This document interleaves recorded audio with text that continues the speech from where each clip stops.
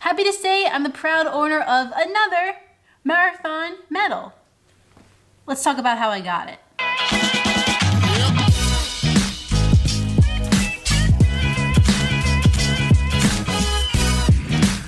Good morning, YouTube.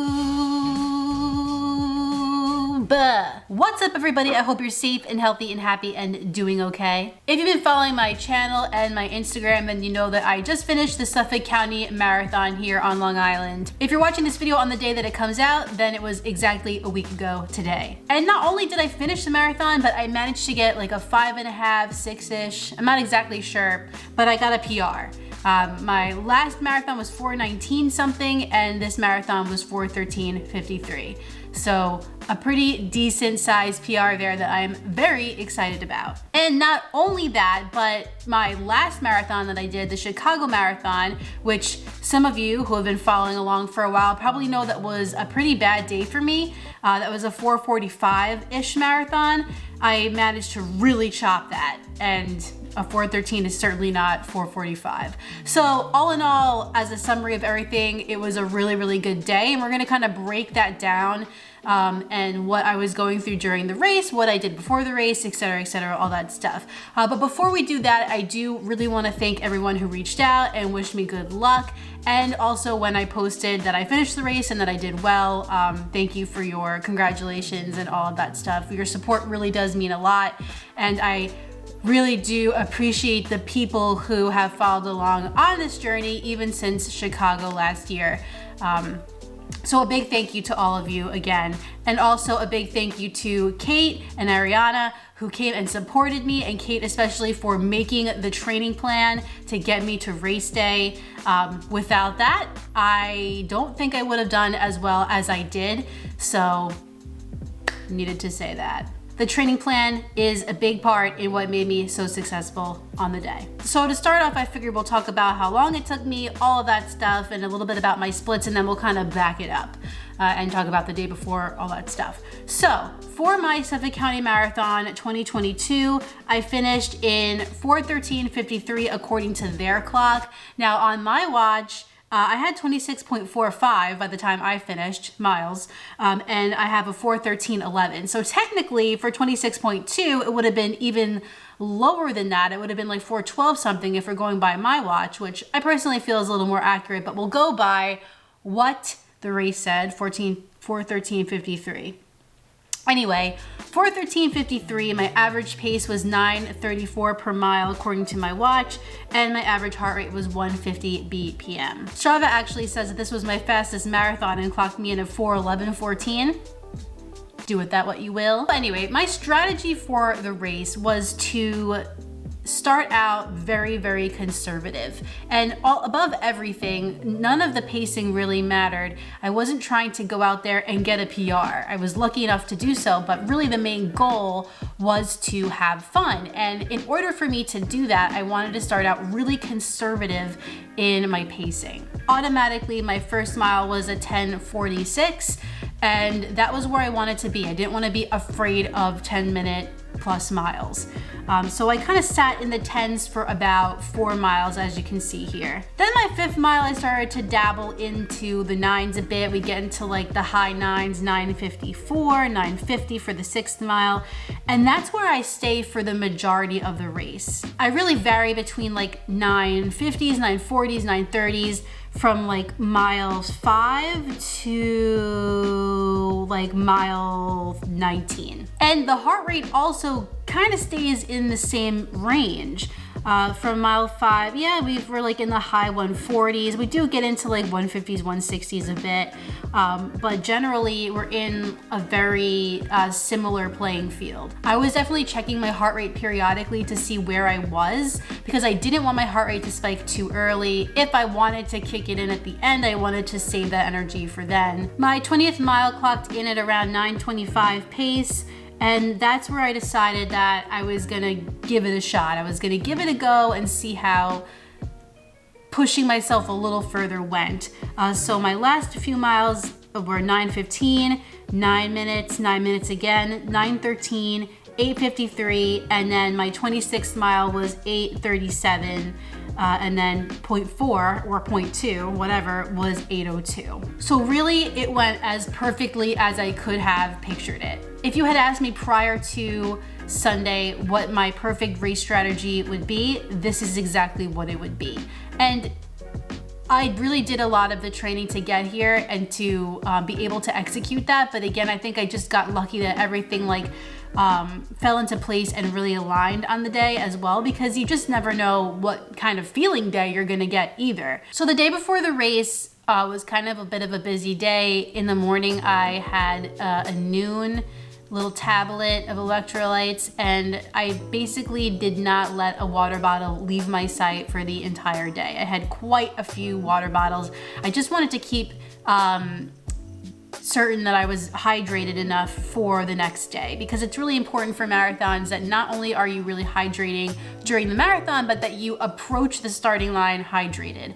And really this doesn't start Saturday, this starts more like Thursday and Friday. So throughout the week before the race, I was making sure that I was hydrating and drinking enough water. I also wanted to make sure I was eating enough food. I went to a party and they had food there, and then at night I had my favorite pre-race dinner, and that is pizza and garlic knots. So we had that, and it's a little carb loading before the big day, you know what I mean? After dinner, I was pretty much just laying out my stuff for the next day, making sure that I had everything. The weather was kind of weird. It was gonna be like 63 or 64 and maybe raining, but maybe not, cloudy, overcast. So I wasn't sure if I was going to need a long sleeve or if I was going to want to wear a t-shirt. So I did bring both options for the race just in case, and I did go for the long sleeve in the end. But for me, I like to have multiple options so that I can kind of decide on the morning. Race day morning, I woke up at around 4:30 a.m. and had my breakfast. I had an English muffin, 2 eggs, and some coffee. And that just helped to get my body going. Drank lots of water in the morning. And I also brought with me a honey stinger waffle that I was gonna eat closer to the start, because something about me is, I guess, when my nerves are going and I'm pretty hyped up, it boosts my metabolism, I suppose, and I am just hungry all the time. And I have approached start lines hungry before and it didn't work out too well. So I was trying to avoid that, or at least suppress the hunger a little bit. So we got to the race start really early. It was dark out. Me and Ariana and Kate just sat in the car for a bit and chatted. Luckily there was a porta potty off to the side of this parking lot that we parked in, so I used that, and it was nice and clean, because you know how disgusting those porta potties can be. And then we started walking to the start. I was eating my waffle, drinking some water. All right, so the gun goes off and I'm trying to get into my groove and run my own race. Yes, people, you know how they get it. The start lines of races are kind of passing me a bit. And I'm that's fine. I'm just grooving to my music, chugging along. I did have this weird knee pain in the beginning of the race, literally mile 1, and I was worried that for some reason my knee was gonna cause me a problem, when it literally did not pose a problem the entire training cycle. But luckily that went away. I saw Ariana and Kate at mile 3-ish, I think, or mile 2. And that was nice because it was the beginning of the race and I was feeling good, and it was just exciting to see them a little boost, if you will. After that, we kind of did this weird circle in the Babylon area on Long Island, and I saw Kate and Ariana again at mile 4 right before I went onto the parkway that heads towards the beach where the majority of the race is. I had brought 5 goos that I could take every 45 minutes. By this time, I had started taking some of those, and they were sitting well, which was great. And at every aid station, I believe there was an aid station every 2 miles, I was making sure to have a little bit of Gatorade and a little bit of water, which is exactly how I trained during the summer, with my handheld water bottle of Gatorade mixed with water. Now around mile 6, I started to feel like I had to pee. So I was looking for a porta potty, but I was should I go? Should I not go? I don't know. I didn't want to mess up my rhythm and my flow here. but ultimately I saw one, so I went and I felt 1,000 times better. Do not ever feel like you are above stopping at a porta potty if you have to pee during a race, because it'll be so much more comfortable for the rest of it if you just go. The big attraction of this race is running over the Robert Moses Causeway Bridge, I think that's what it's called, which is the bridge that connects like the rest of the island to the beaches of Long Island in like the Robert Moses, Gilgo Beach area. And it was nice going out, I have to say. I've only ever driven a car on there and it was very scenic. A little bit of an incline, but nothing too terrible, so very tolerable. And the energy on the bridge was good, people were excited, so it was a fun time. Then we got off the bridge and it was a deserted wasteland.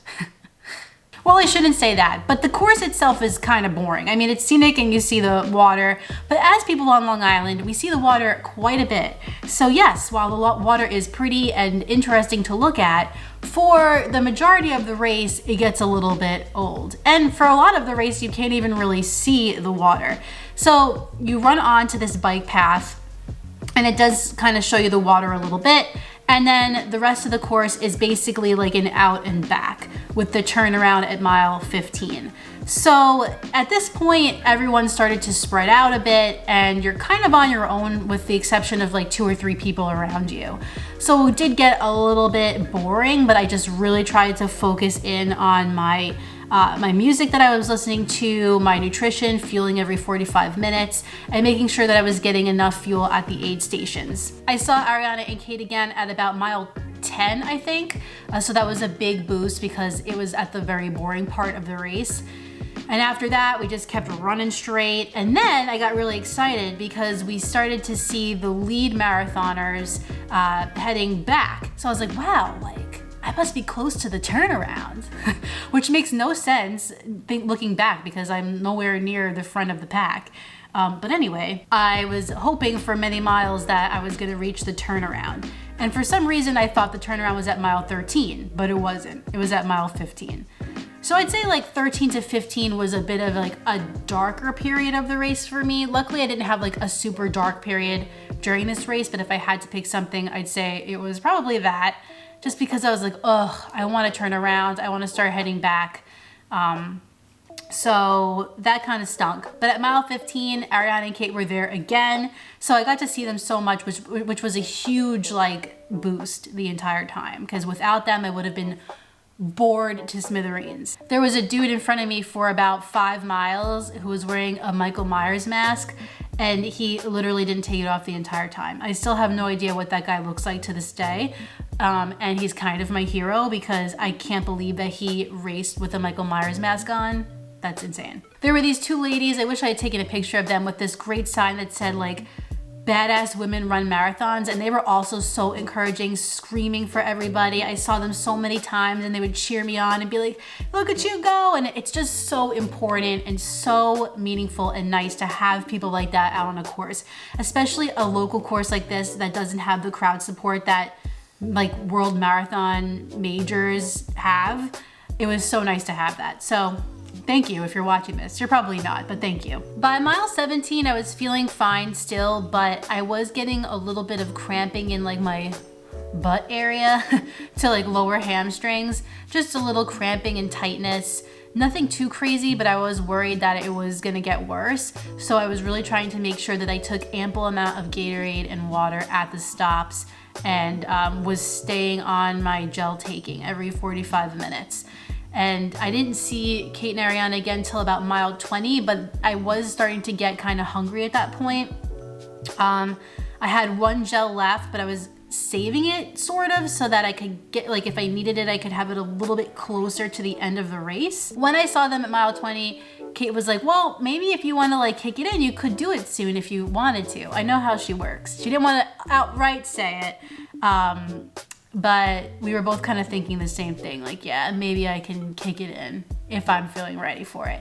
And I didn't want to like speak it into fruition because I was feeling really good, but I didn't want to jinx it because 6 miles left in a marathon is a lot of race left, kind of. So after the 20-mile mark, I did try to pick it up like a little bit each mile. Like a little faster at 21, a little faster at 22. Now, mile 23 was going all the way back over the bridge again. And that was horrific. That bridge felt miles longer than it did feel like going out. It felt so much longer going back. And the wind was whipping at this point. My hat nearly blew off of my head. I got the ugliest race photos you've ever seen in your life. I'll post one here. Told you. But it was just like rough. Getting to the top of that thing was not easy, especially when you're so tired. And like my legs were trashed at this point. They were exhausted. But I think what helped me get a little bit more adrenaline was getting to the top of that thing and then getting to go down the other side.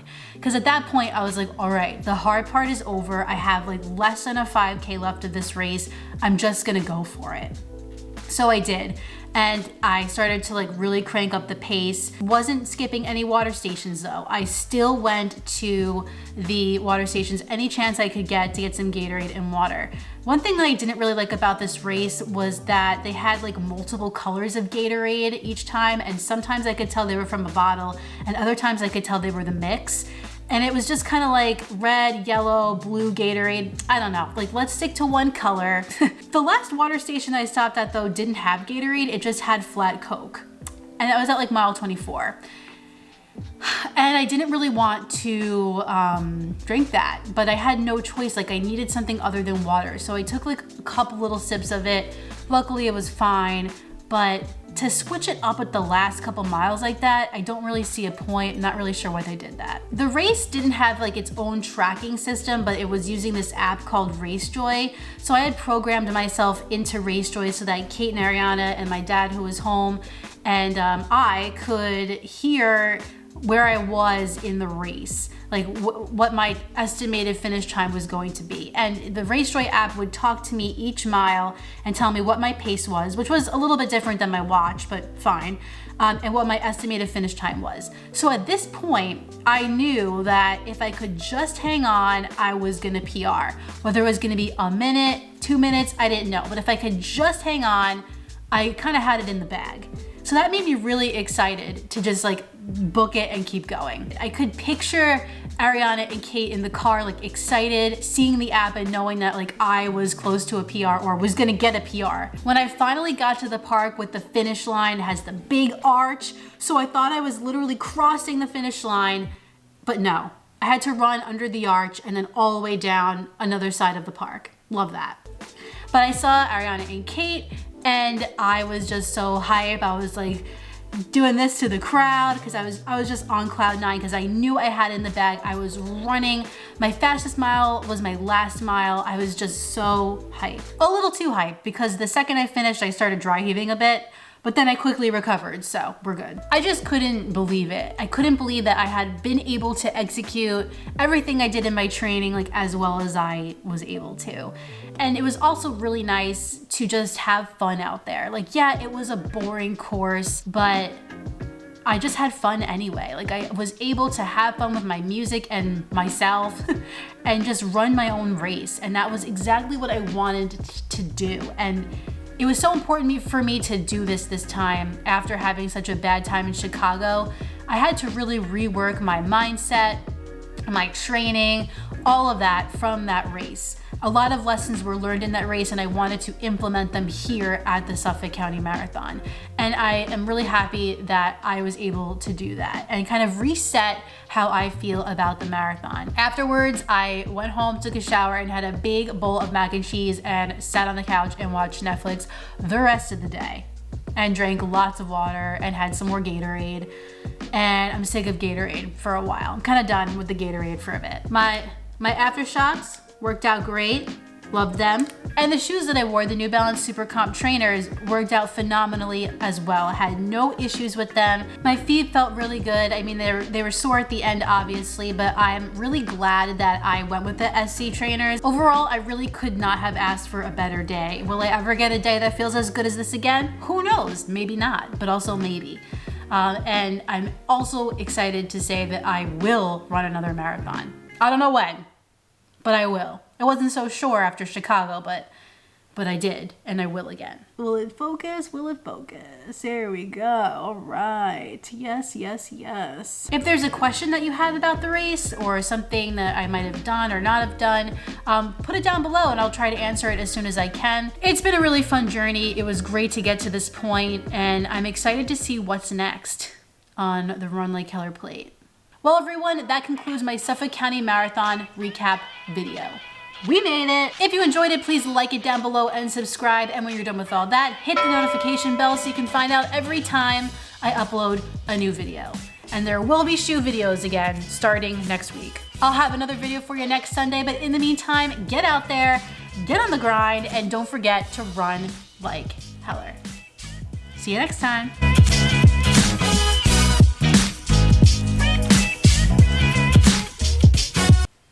Was that thing people do, like, I'm not putting this in my mouth, like,